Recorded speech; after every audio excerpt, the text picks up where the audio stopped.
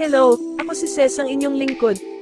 Narito ako para sa ilang minutong pagtalakay sa Overnode and Overwallet. Overnode and Overwallet ay powerful duo in Over Protocol. Layunin ng Over Protocol na maging isang pinakamalayang network sa buong mundo. Ngayon, ipapakita natin kung paano gumagana ng magkasama ang Overnode at Overwallet. On-chain Overwallet arrives on March 13. Sa ika-13 ng Marso, ang Overwallet ay magiging isang on-chain wallet para sa Over Protocol. Ang pag-update na ito ay nagbubukas ng mga bagong kapanapanabik na kakayahan. Connect ang Overnode and Overwallet. I-launch ang Overnode app at kumpirmahin ang prompt. I-scan ang QR code na ipinapakita sa Overnode gamit ang iyong Overwallet app. Kusa silang magko-connect. Bumuo ng password at permiso sa local na storage. Paganahin ang power saving mode, optional, pagkatapos i-review ang terms of service.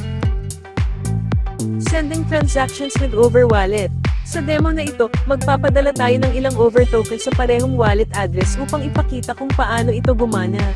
Sa Overwallet, itap ang button para kopyahin ang iyong wallet address. I-paste ang address sa recipient field. Ilagay ang amount, halimbawa ay isang Over, at umpisahan na ang transaction. Kumpirmahin ang transaction sa iyong Overwallet app. Overwallet handles transactions, not Overnode. Tandaan na ang Overwallet at hindi ang Overnode ang nagpapadala ng transaksyon. Ipinapakita nito kung paano sila gumaganang pareho ng maayos. Becoming a validator with Overnode sa Overnode, itap ang button para marehistro bilang isang validator. Basahin mabuti ang mahalagang impormasyon tungkol sa validator. Magbibigay ang Overnode ng isang validator na mnemonic phrase. Ingatan ito, dahil ito ay mahalaga para sa pagpapatakbo ng mga validator. Pumili ng bilang ng mga validator na nais mong irehistro at magpatuloy.